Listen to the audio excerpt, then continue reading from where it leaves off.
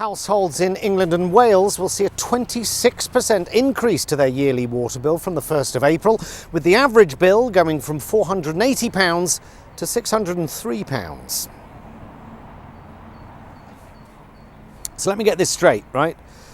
The government fines the water companies for gross mismanagement and the consumer foots the bill, with a little bit extra on top because, you know, they've got to keep their shareholders happy with big fat dividends.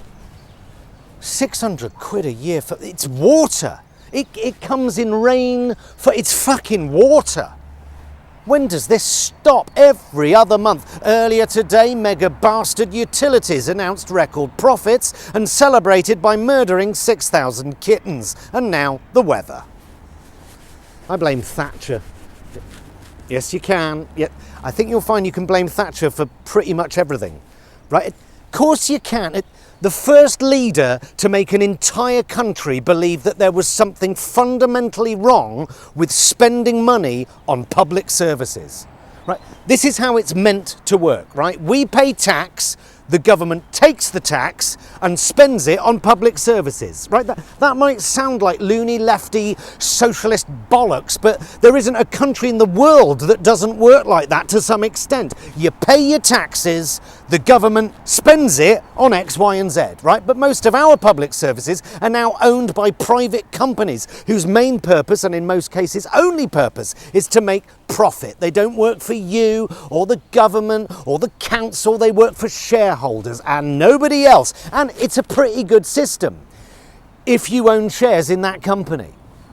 Privatization, it was sold to the nation as giving us more choice as consumers, and there is a choice. Get fucked hard over a barrel with zero lube or go without heating and water. There's your choice. But hey, it's fine, doesn't matter. Help is at hand. We got a Labour government now, haven't we? So hello? Nothing. Maybe they've gone out. It's not reasonable for people to expect Labour to turn around 14 years of Tory mismanagement, greed and utter fuckduggery in 7 months. A health service on its knees, an immigration service on its knees, a prison service on its knees. You know, there's a lot of shit to do and fuck all money to do it with because our economy is like a nuclear bomb with a hair trigger, right? The state of the country might not be Labour's fault, but now they're in, it is their responsibility. And they did ask for the job. And I'm sure they all feel like they're working their little arses off right now. But to everyone else, it feels like they've only just sat down at their desk and they're still rearranging their pens, working out where they keep the post-it notes. People are crying out for fundamental change, desperate, but you just seem to be fiddling with the paper clips.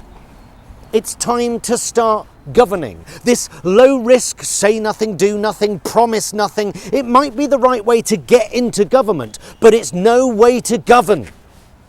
You can't expect the country to have turned around in 6 or 7 months, but I do think it's reasonable to not expect your water bills to continue to rise, knowing your daily morning dump will still be floating in the English Channel by tea time, whilst the boss of Thames Water owns over £2 million a year, with energy giants making £457 billion of profit as consumers' bills are the 4th highest in the world. When do we start to see some change? Because the honeymoon is over, right? The honeymoon was over the minute your opening gambit was to stop helping old people pay for their astronomical bills, which might have been an economic necessity, but it was also a PR atrocity. How to jizz any political capital up the wall in one easy step. You know, all they talk about is growth and business and growth, with zero acknowledgement that we live in a corrupt corporate state, which is not an inevitability but a political choice. And not doing anything about it is also a political choice. When are you going to help the people you were put in government to represent? Hard-working people. Labour. The clue is in the title. When do the millions of people who voted for you and put their trust in you, and in fact the millions that didn't, when do they start to feel the benefits? When? When do you put a stop to the energy and utility companies conning people who are struggling but also require things like water, gas and electricity? When you are already over 10% through your term in office and you appear to have achieved next to nothing? What do you stand for? What do you believe in? What's your moral mission? And if your answer to those questions is growth, then you're fucked. Yes, there's no money. You can't do much, but you better do something about this unbridled corporate greed and do it fast, because there's a dead-eyed, populist, GB News lopsided minge just one election away. Oh, and fuck Sainsbury's. £1 billion in profit last year, and yet it's cutting 3,000 jobs. Why? Rising national insurance contributions. Now, that's not Labour's fault. That's just greedy corporate weasels blackmailing the country. If you make us pay our fair share, then we're going to fire everyone. Fuck you. I'm buying my bog roll from Morrison's from now on. Yes. Well, the Liberal Democrats' environment spokesperson, Tim Farron, said the increase was absolutely scandalous. He went on to say that energy companies...